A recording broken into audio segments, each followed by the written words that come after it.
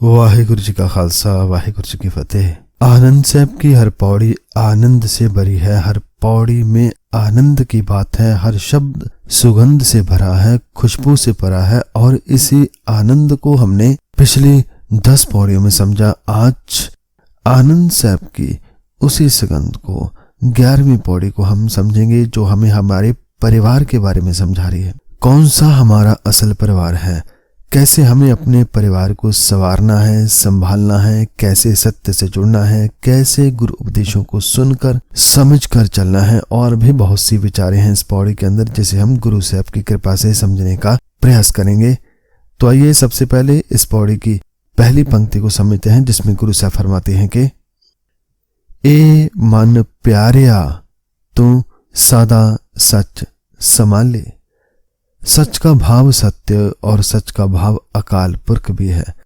संभाले का भाव संभालना भी होता है और याद करना भी। तो संगत जी, पिछली पौड़ी में गुरु साहब चंचल व चतुर मन को सही रास्ता दिखा रहे थे कि जीवन को यदि आनंद से भरना है तो चतुराई का त्याग करो। अब इस पौड़ी में गुरु साहब मन को प्यारा कह रहे हैं कि ए मन प्यारे भाव, हे मेरे प्यारे मन, तू सदा सत्य का ध्यान कर, सत्य को सदा मन में संभाल। संगत जी, यहाँ पर सच को बहुत से व्याख्याकार ने अकाल पुरख भी कहा गया है, जिसके अर्थ इस तरह से भी बनते हैं कि हे प्यारे मन, तू सदा सच्चे को भाव अकाल पुरख को अपने भीतर संभाल कर रख, उसे सदा याद रख।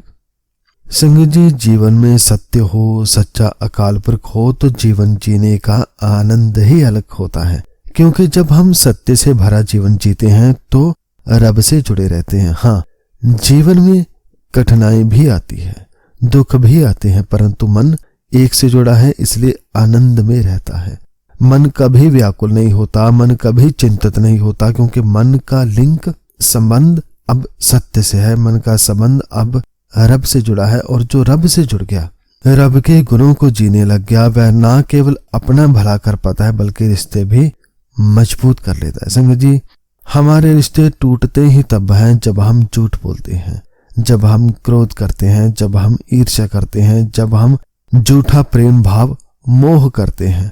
और यदि और थोड़ा बारीकी से देखें तो वह परिवार ऊपर से देखने में बहुत कुछ दिखाई देते हैं, जिनके घर में रिश्वत की कमाई आती है, जिनके परिवार में कुछ चुरा कर लाया जाता है, जिनके परिवार में औरों को दबाकर छीना जाता है। प्रसंग जी, ऐसे परिवारों में पैसा तो है, घर तो है, कार तो है, रुतबा तो है, पर आनंद नहीं, आपसी भाईचारा नहीं, बल्कि वहां लड़ाई झगड़े रहते हैं। और ऐसा परिवार संगत जी जो झूठ पर खड़ा है, ईर्ष्या, निंदा, बेईमानी, हौमे, क्रोध आदि पर खड़ा है, वह परिवार एक दूसरे के साथ कभी खड़ा नहीं होता। एक भाई दूसरे भाई के साथ उस वक्त खड़ा नहीं होता जब उसे कोई मुसीबत आती है, जब उसे उसकी जरूरत होती है। क्यों खड़ा नहीं होता? क्योंकि मन में गुण नहीं, सत्य नहीं, प्रभु नहीं। जब मन में प्रेम नहीं, दया नहीं, माफ करने वाला गुण नहीं, सहने वाला गुण नहीं, विनम्रता आदि गुण नहीं, तब ऐसा होता है। तो संगत जी, सत्य का जीवन में होना बहुत जरूरी है। सच्चे अकाल पुरख का, उसके गुणों का हमारे मनों के अंदर होना बहुत जरूरी है। जैसे कि गुरु साहब फरमाते हैं कि हे प्यारे मन, तू सदा सच को संभाल, उसे याद रख, मन में बसा। यदि नहीं बसाया तो क्या क्या जीवन में होता है, उसके बारे में गुरु साहब आगे फरमाते हैं कि एह कुटुंब तू ज देखदा चलै नाही तेरा नाले। कुटुंब का भाव है परिवार। संगत जी, इस पंक्ति के 2 तरह के अर्थ करते हैं। एक, मन के परिवार, अर्थात यदि हमने अवगुणों को अपना परिवार बना लिया, झूठ, निंदा, बेईमानी, ऐसे अवगुणों को अपना परिवार बनाया, सत्य को नहीं, यदि विकारों को परिवार बनाया, प्रभु गुणों को नहीं, तो ऐ प्यारे मन याद रख, यह परिवार जो तू देखता है, ये पाप, कूड़, निंदा, बेईमानी, काम, क्रोध, मोह आदि ये परिवार जो तूने बना लिया है, ये तेरे साथ ना चलेगा। जब कहीं मुसीबत आई ये छोड़ भागेगा। ऐसा कुटुंब कभी साथ नहीं देता। ये परिवार केवल तब तक साथ है जब तक इन्हें हम खाने को दे रहे हैं। तो ये तो था कि मन का विकारों से भरा परिवार हो तो क्या होता है। और जब हम दूसरे तरह के अर्थ करते हैं भाव, तन का परिवार। जब तन का जो परिवार है, सभी भाई बहन माँ बाप दोस्त आदि, यह परिवार भी असल में जीवन भर तो साथ रह सकता है, पर जब अंतिम समय आता है तो अंत में कोई भी साथ नहीं दे पाता, अंत में अकेले ही जाना पड़ता है। और यदि बात संगत जी आज की करें, जीते जी की करें, तो हमारा साथ आजकल वही देता है जब हम उसका साथ देंगे। यदि हम केवल धोखा देना जानते हैं, केवल आलस जानते हैं, केवल बात घुमाना जानते हैं, केवल बहाने जानते हैं, केवल निंदा चुगली झूठ आदि जानते हैं, तो हम अंत के समय नहीं बल्कि आज ही अकेले रह जाएंगे। सब नाते टूट जाएंगे। हमारे पास सब कुछ होकर भी कुछ ना होगा। हमें परिवार से, अपनों से, रिश्तों से संगत जी कौन दूर करता है? अभी हमने समझा, हमें दूर करते हैं हमारे अवगुण, हमारी बुरी सोच। इसीलिए गुरु साहब फरमाते हैं कि मन की बात करें, मन के परिवार की बात करें, अवगुणों की बात करें। तो यदि मन सत्य से दूर है, यदि वह अवगुणों से भरा है, भाव यदि मन ने परिवार विकारों को बना रखा है, तो यह परिवार मन को रास्ते में ही छोड़ जाएगा। अंत तक संगत जी कोई विकार साथ नहीं देता, साथ देता है तो केवल सत्य। आखिरी सांस तक, जीवन के अंत तक केवल गुरु का शब्द, नाम, प्रभु गुण, भाव, सत्य ही साथ देता है और कुछ नहीं। जब मन में निर्भयता है, विनम्रता है, प्रेम है, दया है, सत्य है, ईमानदारी है, दर्द है, सत्कार है, भाव, जब मन में रब है, उसके गुण है, तब मन सुखी रहता है। तब कैसा भी समय हो, कैसी भी मुश्किल हो, कहीं भी हम हैं, वह गुण मन का साथ देते हैं, हमारा साथ देते हैं। जैसे कि सुखमनी साहिब में भी गुरु साहब ने फरमाया कि जह मात पिता सुत मीत न भाई, मन उहा नाम तेरा संग साई। भाव, जहां माता पिता भाई बहन दोस्त कोई ना हो, वहां नाम संग रहता है, सहाय होता है। सो परिवार हमें कौन सा बनाना है, यह हमारे ऊपर है। यदि हमने अवगुणों को परिवार बनाया है, फिर जीवन में आनंद नहीं होता, केवल चिंता, केवल इच्छाएं, केवल दुख होता है। और यह परिवार पक्का उस वक्त भाग जाता है जब हमारे ऊपर कोई मुसीबत आती है। जैसे छोटी सी बात लेते हैं कि जैसे हमारी कोई दुर्घटना हुई, तो क्या वहां हमारे अवगुण काम आएंगे? क्या लालच काम आएगा? क्या उस वक्त क्रोध काम करेगा? निंदा काम आएगी? नहीं, ये सभी अवगुण वहां काम नहीं आएंगे। ये सब हमारा साथ छोड़ जाएंगे। हमारे दिमाग में ऐसा होगा जैसे खाली है, अंधेरा है, कुछ नहीं है। तो काम आएगा तो क्या? धैर्य, यदि हमने कमाया हो। वहां काम आएगी निर्भयता, वहां काम आएगा विश्वास, वहां काम आएगी मन की स्थिरता, मजबूती। यदि मन रब से जुड़ा है, उसके गुणों से जुड़ा है, यदि मन का परिवार रब के गुण है, तो वह गुणों का परिवार ही अंत काम आएगा। यह प्रभु गुणों का परिवार ही मन को कभी हारने नहीं देगा, आखिरी सांस तक गिरने नहीं देगा। तो संगत जी, हमें वह गुणों का परिवार बनाना है जो हमारा हर मोड़ पर, हर पल साथ दे, जिसके होने से रिश्ते मजबूत हों, ना कि कमजोर। तो गुरु साहब फरमाते हैं कि ऐ मन तू सत्य से जुड़, उसे संभाल। यदि सत्य को ना संभाल कर झूठ को अपना परिवार बना लिया, तो यह परिवार तो जो देखता है, ये अंत तेरा साथ ना देगा। इसलिए जो साथ नहीं दे सकता, उसका क्यों मोह करना। जैसे कि गुरु साहब आगे वाली पंक्ति में फरमाते हैं कि साथ तेरा चलै नाही जिस नाल क्यों चित लाइए।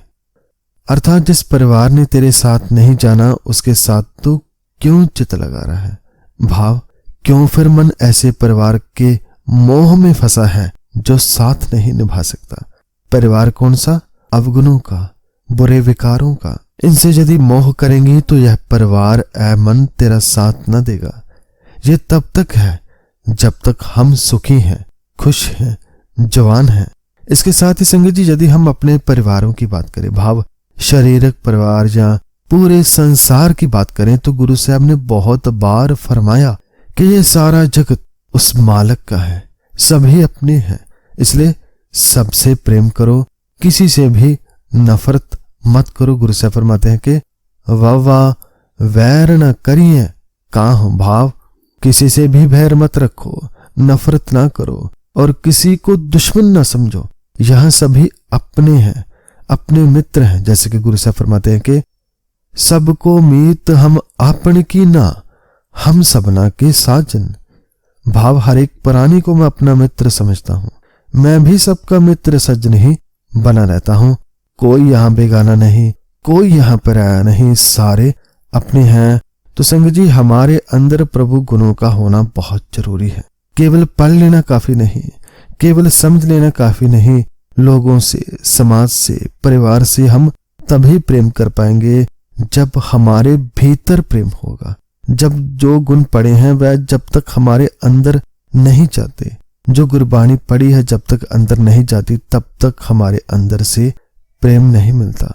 जब तक मन में प्रेम नहीं, मित्रता नहीं, भाईचारा नहीं, तो ऊपरी प्रेम, दया आदि सब दिखावा है, मोह माया है, छल कपट है और कुछ नहीं। और जिसने भी मन में ऐसा संसार बना रखा है, झूठ वाला, कपट वाला, तो गुरु से फरमाते हैं कि यह परिवार, यह बुराई, यह पाप, अवगुण जो हमने अपने समझे हैं, अपने भाई बहन मान लिए हैं, अहंकार जिसे हमने पिता मान रखा है, यह कोई भी अंत तेरा साथ न देगा। जहां मुसीबत दिखी ये सब छोड़ जाएंगे। इसलिए जिस परिवार ने तेरे साथ नहीं चलना, जो तेरा साथ नहीं दे सकता, उसके साथ तो क्यों चित लगा रहा है। याद रख, गुरु साहब फरमाते हैं कि ऐसा काम मूल्य ना कीचे, जित अंत पच्छो ताई है। अर्थात ऐसा काम बिल्कुल नहीं करना चाहिए जिससे अंत में पछताना पड़े। संगत जी, कैसा काम करना है और कैसा नहीं करना है, इसके बारे में गुरु साहब ने इस पौड़ी में समझा दिया। जैसे क्या करना है, गुरु साहब ने पहले ही पंक्ति में समझाया कि सत्य को संभालना है, भाव अकाल पुरख को, उसके गुणों को मन में संभालना है। सच्चे प्रभु के गुणों का जो परिवार है उसे मन में संभालना है। यदि मन में अच्छे अच्छे गुणों का परिवार हो तो हमें फिर कोई बुरा नहीं लगता, फिर हमारी किसी से नफरत नहीं होती, हम किसी की निंदा नहीं करते। क्यों नहीं करते? क्योंकि अंदर हमारे अवगुण नहीं है। अब तो भीतर सत्य है जो हमें बुरे विचारों की तरफ जाने नहीं देता। और दूसरी तरफ यदि यह देखें कि क्या नहीं करना, तो गुरु साहब फरमाते हैं कि उस परिवार का मोह नहीं करना जो तुम्हें अंत में छोड़ जाता है। भाव ऐसे अवगुणों को मन का परिवार नहीं बनाना जो सुख में तो बहुत पास होकर बैठते हैं, पर जब दुख आए तो भाग खड़े होते हैं। ऐसे परिवार का मोह नहीं करना, ऐसे परिवार को नहीं पालना। तो अब गुरु साहब ने पूरी बात हमारे पर छोड़ी कि ऐ प्यारे मन, अब तुम सोचो कि क्या करना है। सत्य से जुड़ना है या असत्य से? प्रभु गुणों का परिवार बनाना है या अवगुणों का? हाँ, एक बात गुरबाणी जरूर स्पष्ट करते हैं कि जो भी करो, जिसे भी अपना बनाओ, उसका एक बार नतीजा जरूर सोचो कि आगे चलकर इस बात का यह नतीजा निकलेगा। जैसे पाप करेंगे तो अंत नतीजा क्या होगा?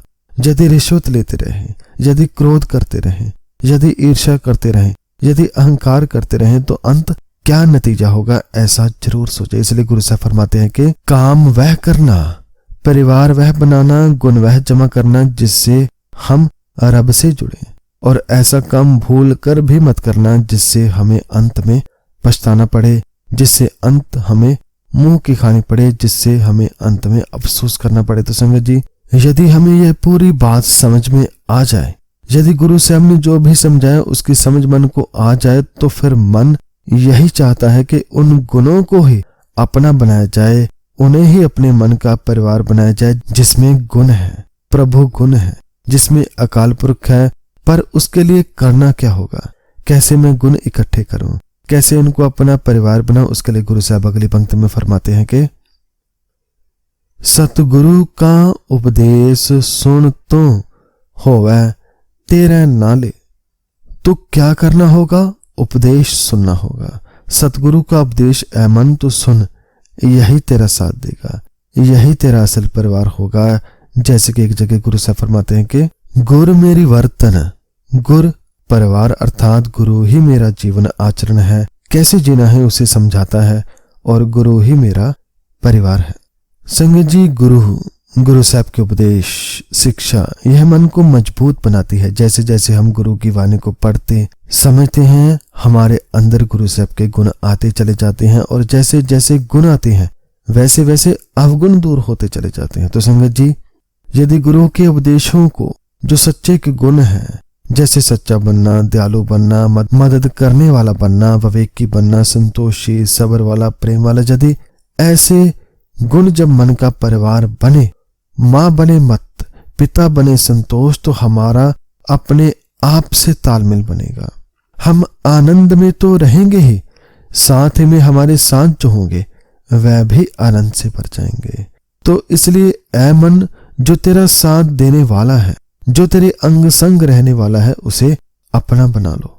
गुरु से फरमाते हैं कि ऐ प्यारे, तू सतगुरु का उपदेश सुन, गुरु की शिक्षा को सुन, यह गुरु उपदेश ही तेरा साथ देंगे, इन्हीं में गुण है, यह उपदेश ही तेरे अंग संग रहेंगे। तो अंत में इस पौड़ी के अंत में गुरु साहब फरमाते हैं कि कह नानक मन प्यारे, तो सदा सच संभाल ले।